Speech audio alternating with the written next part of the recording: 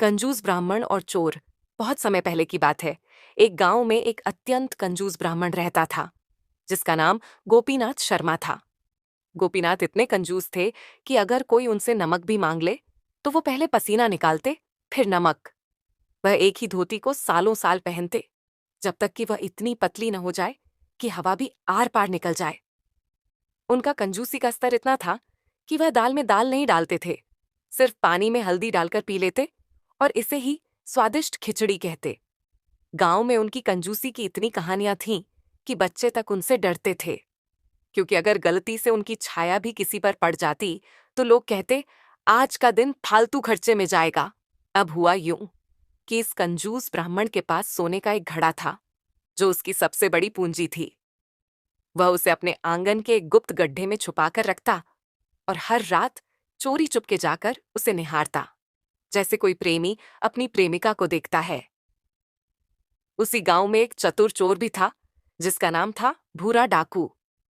भूरा अपने दिमाग से ज्यादा अपने पेट पर ध्यान देता था, इसलिए वह हमेशा खाने की तलाश में रहता था। जब उसे पता चला कि गोपीनाथ के पास सोने का घड़ा है, तो उसने सोचा, अगर यह मिल जाए तो पूरी जिंदगी मलाई ही मलाई खाऊंगा। भूरा ने कई दिनों तक गोपीनाथ के घर की रेकी की और पाया कि वह रोज रात को अपने गड्ढे को देखता था। चोर ने मन ही मन योजना बनाई और एक रात चोरी करने घुस गया। लेकिन भूरा जैसे ही गड्ढा खोदने लगा, तभी ब्राह्मण की आंख खुल गई। उन्होंने खिड़की से झांका और भूरा को रंगे हाथों पकड़ लिया।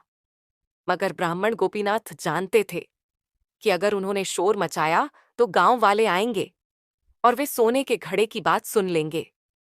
फिर गांव वाले उनसे मदद मांगेंगे और कंजूसी पर कलंक लग जाएगा। इसीलिए उन्होंने उन्होंने एक चालाकी भरी योजना बनाई। गोपीनाथ बोले, अरे भाई, तुम चोरी करने आए हो? भूरा बोला, हाँ हाँ, और अगर तुमने शोर मचाया तो मैं तुम्हारी सारी संपत्ति लूट लूंगा। ब्राह्मण ने मुस्कुराकर कहा, अरे मूर्ख, तुम सोच रहे हो कि मेरे पास सिर्फ सोने का घड़ा है। भूरा चौंक गया, क्या मतलब? गोपीनाथ बोले, यहां तो मैं हर रोज नया सोने का घड़ा गाड़ता हूं। अगर तुम सिर्फ एक ही घड़ा ले जाओगे तो तुम्हें क्या मिलेगा? तुम चाहो तो रोज आकर नया घड़ा ले सकते हो। भूरा डाकू के दिमाग की बत्ती जल गई। उसने सोचा, अगर यह सच बोल रहा है तो हर रोज सोने का घड़ा मिलेगा। इतना अमीर आदमी मैंने आज तक नहीं देखा। भूरा बोला, तुम झूठ तो नहीं बोल रहे?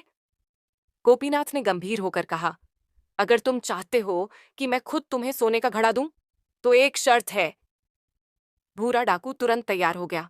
शर्त क्या है? गोपीनाथ बोले, तुम्हें मेरा नौकर बनकर मेरे घर में रहना होगा। मैं रोज तुम्हें एक काम दूंगा और बदले में हर हफ्ते एक सोने का घड़ा दूंगा। भूरा यह सोचकर बहुत खुश हुआ कि चलो, चोरी करने की मेहनत से तो अच्छा है कि यह खुद ही घड़ा दे देगा। उसने तुरंत हामी भर दी।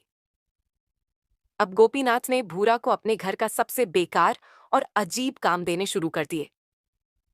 एत, साबुन से बर्तन धोना। लेकिन साबुन सिर्फ दिखाने के लिए था, क्योंकि ब्राह्मण साबुन खर्च नहीं करना चाहते थे।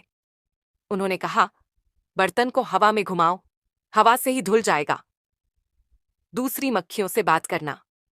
ब्राह्मण ने कहा, तुम्हें मक्खियों को समझाना होगा कि वे मेरे खाने पर ना बैठें।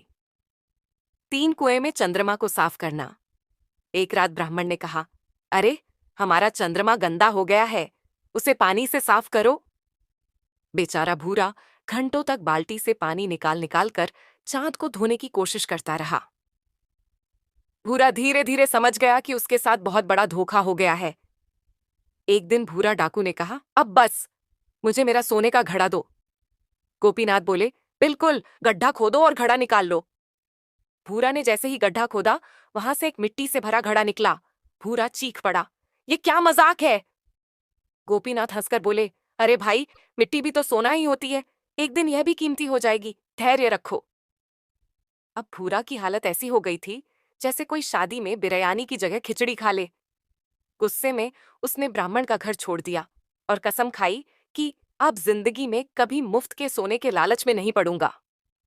सीख, इस कहानी से हमें यह सीख मिलती है कि लालच करने वाले को हमेशा ठगा जाता है और कंजूस लोग अपना पैसा कभी किसी को आसानी से नहीं देते।